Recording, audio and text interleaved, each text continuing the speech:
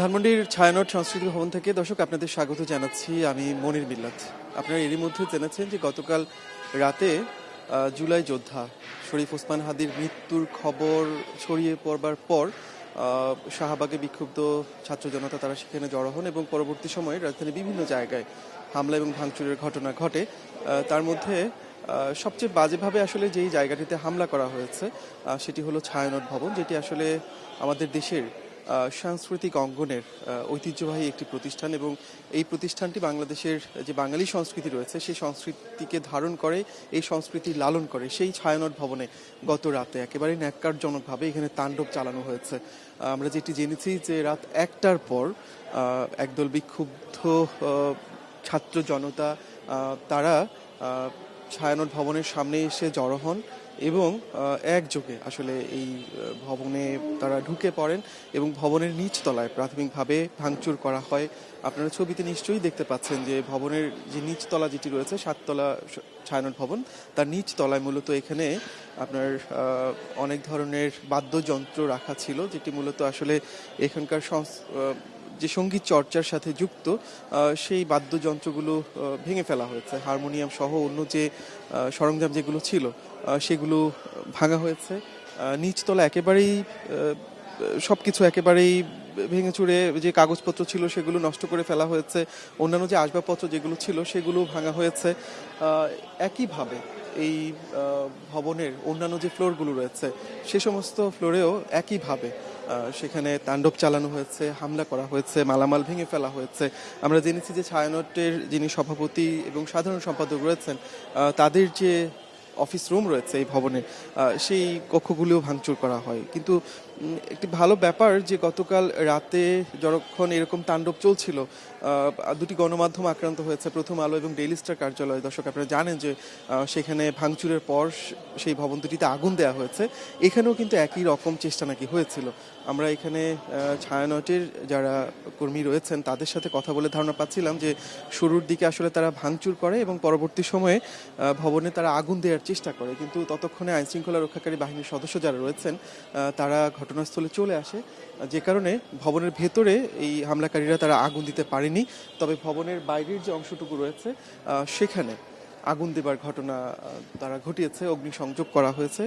কিন্তু সৌভাগ্যজনকভাবে এই ভবনের ভেতরে আসলে হামলাকারীরা আগুন দিতে পারেনি, যে কারণে ছায়ানট ভবনটি বেঁচে গেছে। কিন্তু এরকম বিভিন্ন জায়গায় ছড়িয়ে ছিটিয়ে একেবারেই যে তাণ্ডব লীলা গত রাতের তার ক্ষত চিহ্ন কিন্তু এই জায়গাতে পড়ে আছে। অনেক গানের বই এখানে আমরা দেখছি যে সেগুলো নষ্ট করে ফেলা হয়েছে এবং সকালের দিকটায় যখন আমরা এখানে এসেছি, আসার পর আমরা দেখছিলাম যে ছায়ানটের কর্মীরা এই ধ্বংসস্তূপ যে আসবাবপত্রগুলো এখানে নষ্ট করা হয়েছে সেগুলো সরানোর কাজ এখানে তারা করছেন। আপনাদের একটু দেখাতে চাই যে নিচতলার যে ক্ষতিগ্রস্ত অংশ যেটি রয়েছে ঠিক তার পাশের গেট দিয়ে এখানে যে বাদ্যযন্ত্র যেগুলো ভেঙে ফেলা হয়েছে, নষ্ট করা হয়েছে, সেই বাদ্যযন্ত্রগুলো এখান থেকে সরিয়ে অন্যত্র তারা নিয়ে যাচ্ছে। অর্থাৎ এই ছায়ানট সংস্কৃতি ভবনের প্রাত্যহিক যে কাজ, প্রাত্যহিক যে কর্মকাণ্ড সেটিতে কিন্তু মারাত্মক রকম ছন্দপতন হয়েছে। এখানে একটি সঙ্গীত বিদ্যায়তন ছিল যেটি আসলে ছায়ানটের ব্যবস্থাপনাতেই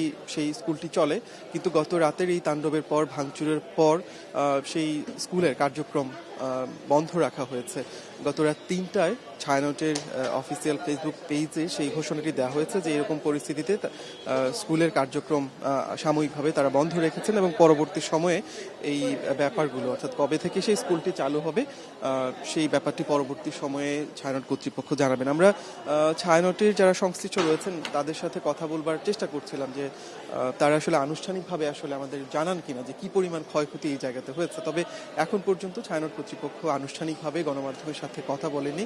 তারা যেটি বলছেন যে প্রাথমিকভাবে যে এখানে ধ্বংসযজ্ঞ হয়েছে সেগুলো সরিয়ে, অর্থাৎ প্রাথমিক যে ধাক্কা সেটি তারা সামলে নেবার চেষ্টা করছেন। পরবর্তী সময়ে সমস্ত কিছু তারা পর্যবেক্ষণ করে যে তাদের কি পরিমাণ ক্ষতি হলো সেটি আনুষ্ঠানিকভাবে গণমাধ্যমের কাছে তারা জানাবেন, যে কারণে এখন পর্যন্ত ছায়ানটের আনুষ্ঠানিক বক্তব্য আমরা পাইনি। গণমাধ্যম কর্মীদের এই 7তলা ভবনের নিচতলা এবং দোতলায় আসার সুযোগ দেওয়া হয়েছে, যে এখানে যে ধ্বংসযজ্ঞ যেগুলো হয়েছে সেগুলো ক্যামেরায় ধারণ করবার সুযোগ দেওয়া হয়েছে। তবে দোতলার পর উপরের যে ফ্লোরগুলো রয়েছে সেগুলোতে যাওয়ার সুযোগ গণমাধ্যম কর্মীদের এখন পর্যন্ত দেয়া হয়নি। আমরা ভবনের ভেতরের চিত্র দর্শক আপনাদের দেখাচ্ছিলাম, যে শুধুমাত্র যে বাদ্যযন্ত্র যেগুলো রয়েছে সেগুলো নষ্ট করা হয়েছে তেমনটি নয়, অন্যান্য যে আসবাবপত্র যেগুলো ছিল সেগুলো নষ্ট করা হয়েছে।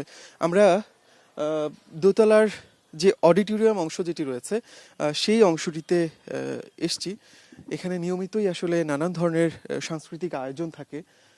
সেই অডিটোরিয়ামটিও ভাঙচুর করা হয়েছে। আপনারা দেখবেন যে পেছনে যে ব্যাকড্রপ যেটি ছিল সেটি ছিঁড়ে ফেলা হয়েছে, এলোমেলোভাবে অনেক আসবাবপত্র ফেলে রাখা হয়েছে। অর্থাৎ হামলাকারীরা সর্বোচ্চ চেষ্টা করেছেন এই দেশের সংস্কৃতি চর্চার যে একেবারে ঐতিহ্যবাহী যে প্রতিষ্ঠান, 1961 সালে প্রতিষ্ঠার পর থেকে যেই ছায়ানট দেশের সংস্কৃতিকে লালন করেছে, ধারণ করেছে এবং সবার মাঝে আসলে সেই সাংস্কৃতিক চর্চা ছড়িয়ে দেবার এক ধরনের চেষ্টা তাদের ছিল, সেই প্রতিষ্ঠানটি একেবারে থামিয়ে দেবার জন্য তাদের কর্মতৎপরতা, এরকম একটি পরিস্থিতি কিন্তু এই জায়গাতে তৈরি করা হয়েছে।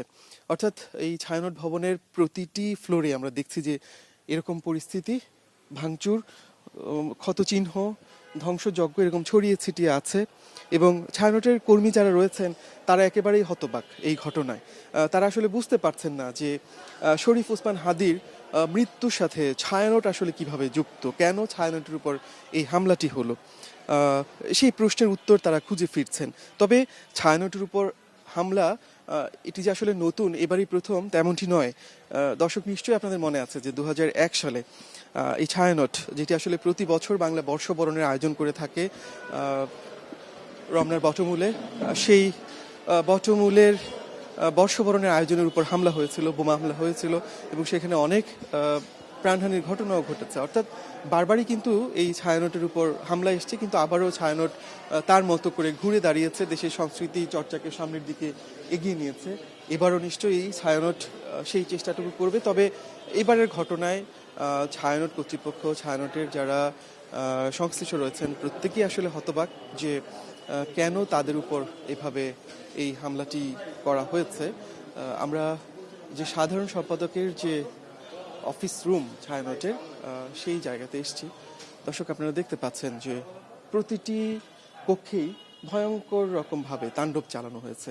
এখানে যে কাগজপত্র যেগুলো ছিল, সাংগঠনিক কাগজপত্র কিংবা অন্যান্য জরুরি যে কাগজপত্র যেগুলো ছিল সেগুলো কিন্তু এরকম নষ্ট করে ফেলা হয়েছে।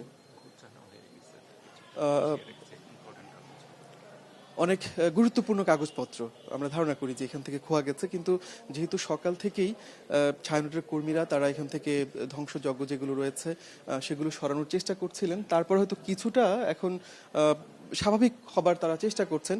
কিন্তু একজন বলছিলেন আমাকে যে আরো ভয়ঙ্কর রকমভাবে আসলে এখানে ভাঙচুর করা হয়েছিল, সেগুলো এরই মধ্যে এখান থেকে সরিয়ে নিয়ে যাওয়া হয়েছে। আমরা ভবনের ভেতরে এই পরিস্থিতি দেখছিলাম, আর বাইরে অনেক অভিভাবক তারা কিন্তু বাইরে দাঁড়িয়ে আছেন, কিংবা ছায়ানটকে যারা ভালোবাসেন, ছায়ানটের তৎপরতার সাথে যারা যুক্ত, সেরকম অনেকেই। দর্শক আমরা দেখছি যে ছায়ানটের পক্ষ থেকে এখানে একটি ব্রিফিং করা হচ্ছে। লাইসা আহমেদ লিসা, সাধারণ সম্পাদক, তার বক্তব্য আমরা একটু শুনে আসতে চাই। কেন্দ্র করে ছায়ানটে এই ধরনের হামলার বিষয়টি আমাদের কাছে একেবারেই বোধগম্য নয় এবং এই বিষয়ে আমরা নিন্দা জ্ঞাপন করছি এবং সুষ্ঠু তদন্ত দাবি করছি এবং আপনাদের কাছে আমাদের প্রতিক্রিয়া আরো বিস্তারিত আমরা গণমাধ্যমে দেব।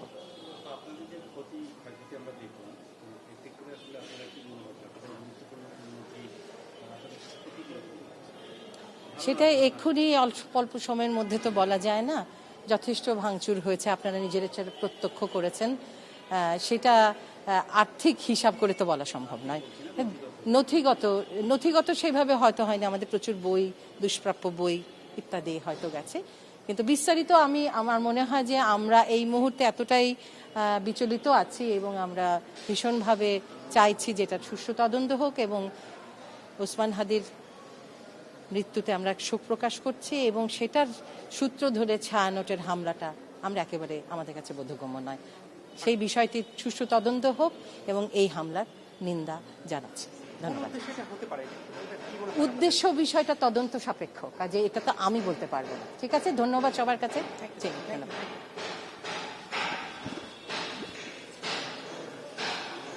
দর্শক, ছায়ানটের যিনি সাধারণ সম্পাদক রয়েছেন তিনি কথা বলছিলেন এবং তিনি আসলে যেটি বললেন একেবারে অল্প কথায় যে ভয়াবহ হামলা এই জায়গাতে হয়েছে গত রাতে, সেই ঘটনায় তারা একেবারে হতবিহ্বল, তারা বিচলিত।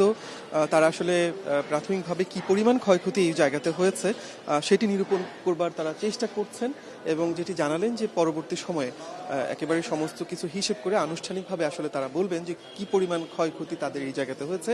তবে ছায়ানট কর্তৃপক্ষ যেটি আসলে পরিষ্কার করে বলছেন যে ওসমান হাদির মৃত্যুর ঘটনায় ছায়ানটে হামলা এবং এভাবে ভাঙচুর, আগুন দেবার যে চেষ্টা, সেটিতে তারা একেবারে অবাক। আমরা বাইরে যারা অপেক্ষমান রয়েছেন, সংস্কৃতি কর্মী, অনেক অভিভাবক, উৎসুক মানুষজন, তাদের সাথে কথা বলছিলাম, তারাও কিন্তু একই রকম বলছেন যে এই ঘটনার সূত্র ধরে ছায়ানটে হামলা সেটি কোনোভাবেই কাঙ্ক্ষিত ছিল না, কিন্তু এই ঘটনাটি হয়েছে। নিশ্চয়ই আইনশৃঙ্খলা রক্ষাকারী বাহিনী কিংবা অন্যান্য যে সংস্থা যারা রয়েছেন তারা এই ব্যাপারটি তদন্ত করবেন যে কারা আসলে এই জায়গাতে হামলা করেছে, তাদের অন্য কোনো উদ্দেশ্য ছিল কিনা। আরেকটি ব্যাপার একটু বলে রাখি যে এই ভাঙচুরের পর আজকে সকাল থেকেই ছায়ানট ভবনের যে নিরাপত্তা ব্যবস্থা সেটি জোরদার করা হয়েছে। আমরা খানিকক্ষণ আগেও দেখছিলাম যে নিচ তলায় সেখানে আইনশৃঙ্খলা রক্ষাকারী বাহিনীর যারা সদস্য রয়েছেন, পুলিশের সদস্যরা, তারা সেই জায়গাতে অবস্থান করছেন। গণমাধ্যম কর্মী ছাড়া আর কাউকে ভেতরে প্রবেশ করতে দেয়া হচ্ছে না। তো এই ছিল ছায়ানট ভবন থেকে সর্বশেষ। নিশ্চয়ই পরবর্তী সময়ে ছায়ানটের পক্ষ থেকে যদি কোনো সংবাদ সম্মেলন বা পরবর্তী কোনো আপডেট থাকে আমরা সেটি দর্শক আপনাদের জানানোর চেষ্টা করব।